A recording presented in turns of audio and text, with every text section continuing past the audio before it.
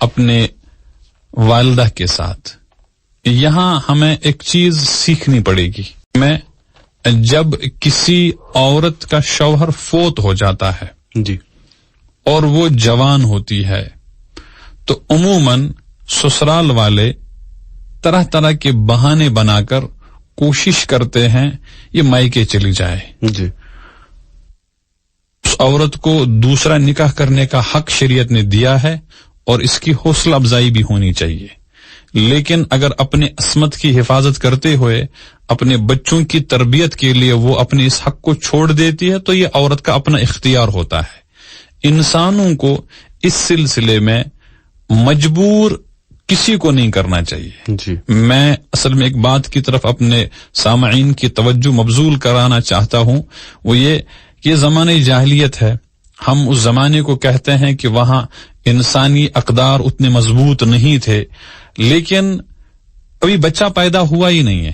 نبی علیہ السلام ابھی اپنی والدہ محترمہ کے مبارک پیٹ میں ہے، والد صاحب کا انتقال ہو جاتا ہے تو وہاں خواجہ عبد المطلب ایک اعتبار سے سسر ہیں. انہوں نے اس بچی کو جو ابھی تک بہو تھی جی بہوئی کا درجہ دیا، بیٹی کا درجہ دیا، اس کو مجبور نہیں کیا سسرال چھوڑنے پر. جی وہاں ان کے اور بیٹے تھے، وہ الگ الگ رہتے تھے، کچھ بچے چھوٹے تھے، لیکن انہوں نے بھی ایک بہن جیسا پیار بی بی آمنہ کے ساتھ دیا. تو یہاں ہمیں کیا سیکھنا ہے؟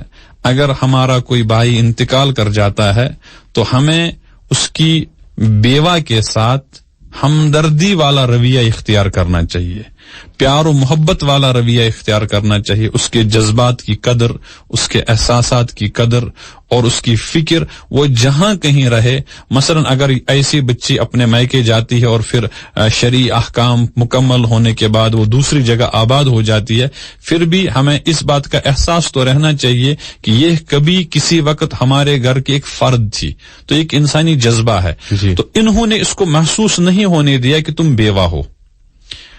نبی علیہ السلام کی ولادت ہو چکی ہے، نبی علیہ السلام کی عمر 4 کے آس پاس ہو گئی ہے. اب حضرت حلیمہ، جیسا کہ ابھی ہم بات عرض کر رہے تھے، حضرت حلیمہ لے کر آتی ہیں تو یہ 2 سال کے عرصے میں تقریباً عمر مبارک 6 کے آس پاس، 6 سے کم، حضرت آمنہ اپنے سسر صاحب سے اجازت لیتی ہے کہ ہم اپنے مائکے جانا چاہتے ہیں. اور مائکہ ان کا مدینہ طیبہ میں تھا. جی تو یہ مکہ سے مدینہ گئی ہے.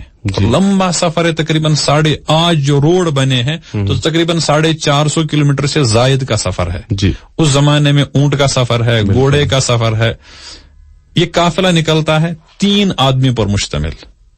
آدمی کیا کہیے، 2 عورتیں ہیں، ایک حضرت آمنہ، ایک حضرت عبداللہ کی باندی، یعنی حضرت آمنہ کے شوہر نبی پاک علیہ السلام کے والد صاحب کی ایک باندی تھی، اس کا نام تھا ام ایمن. یہ 5.5 6 سال کا بچہ نبی علیہ الصلوۃ والسلام کی مبارک شکل میں. یہ قافلہ ہے 2 عورتیں اور ایک بچہ. یہ قافلہ مکہ سے مدینہ جاتا ہے. تقریباً سیرت نگاروں کے مطابق وہ 1 ماہ وہاں قیام کرتی ہے. چونکہ جاتی ہے، کبھی عورت اپنے میکے جاتی ہے تو وہاں کچھ دن قیام کرتی ہے. اس میں بھی لوگوں کو چاہیے کہ اگر آپ کی اہلیہ اپنے میکے جانا چاہتی ہے تو اس کو اجازت بھی دینی چاہیے اور اس کی حوصلہ افزائی بھی کرنی چاہیے، کیونکہ جب تک والدین زندہ ہوتے ہیں تو ایک اٹیچمنٹ رہتی ہے، ایک لگاؤ سا رہتا ہے. البتہ بچیوں کی بھی ذمہ داری ہے کہ ہمارا میکے جانے کی وجہ سے ہمارے شوہر کے عمومی حقوق ضائع نہیں ہونے چاہیے. اس میں بیلنس کرنا دونوں کی ذمہ داری ہے.